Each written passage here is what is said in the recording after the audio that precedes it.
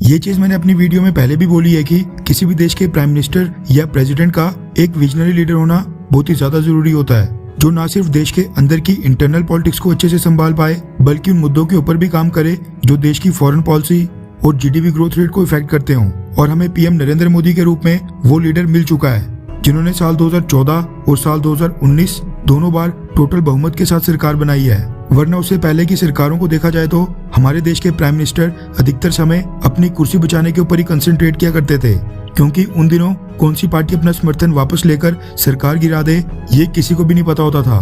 कोविड-19 के कारण न सिर्फ इंडिया बल्कि पूरी दुनिया जूझ रही है। रिसेंटली अमेरिका में 24 घंटों के अंदर 6 लाख से ज्यादा पॉजिटिव केसेस सामने आए हैं। ऑस्ट्रेलिया, यूनाइटेड किंगडम, फ्रांस और अन्य यूरोपियन देशों का भी सेम यही हाल है।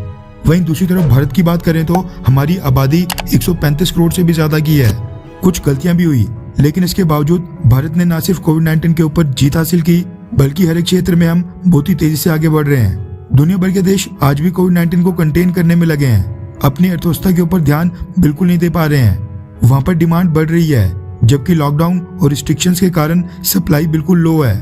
चाइना के खिलाफ तो कोविड-19 फैलाने के कारण एंगर काफी बढ़ते ही जा रहा है, जबकि दूसरी तरफ भारत की बात करें तो भारत ने इस अपॉर्चुनिटी का बहुत ही अच्छे से उपयोग किया है और आपदा को अवसर बनाने के लिए हर एक स्टेप उठाए हैं। चाइना की तरह Bharat totally export based economy तो फिलहाल बिल्कुल नहीं बन पाया है, लेकिन पिछले कुछ समय से भारतीय सरकार ने जो कदम उठाए हैं उनका परिणाम सामने आना अब शुरू हो गया है।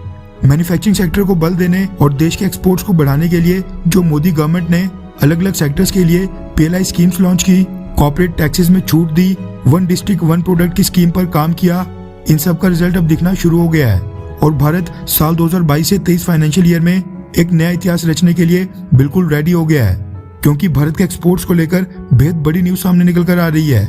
ये चीज तो आपको पता होगी कि साल 2021 से 22 फाइनेंशियल ईयर में भारत ने अपने एक्सपोर्ट्स का टारगेट $400 बिलियन का रखा है, जो कि मोस्ट प्रोबेबली कंप्लीट भी हो जाएगा। लेकिन गुड न्यूज निकल कर आ रही है अगले फाइनेंशियल ईयर साल 2022 से 23 को लेकर।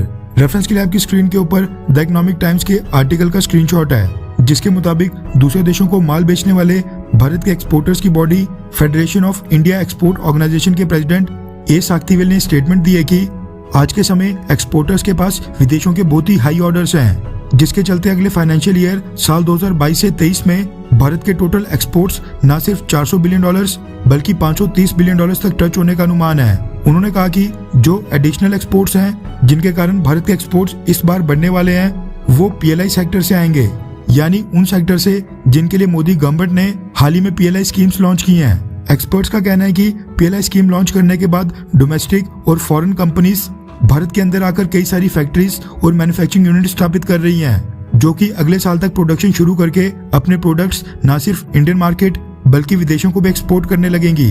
उन्हीं की मदद से भारत के एक्सपोर्ट्स में एक साल के अंदर अंदर $100 बिलियन का इतना बड़ा जंप देखने को मिलेगा, जो कि भारतीय एक्सपोर्ट्स के मामले में इतिहास में सबसे बड़ा जंप होगा। मोटे तौर पर कहो तो कोविड-19 के बीच में लॉन्च की गई पीएलआई स्कीम अब काफी सक्सेसफुल होते दिखाई दे रही है। ए साक्तिवेल ने यह भी कहा है कि इस साल हम $400 बिलियन के एक्सपोर्ट को क्रॉस करने जा रहे हैं और अगले साल के लिए हमें 520 से 530 बिलियन का बड़ा टारगेट रखना चाहिए।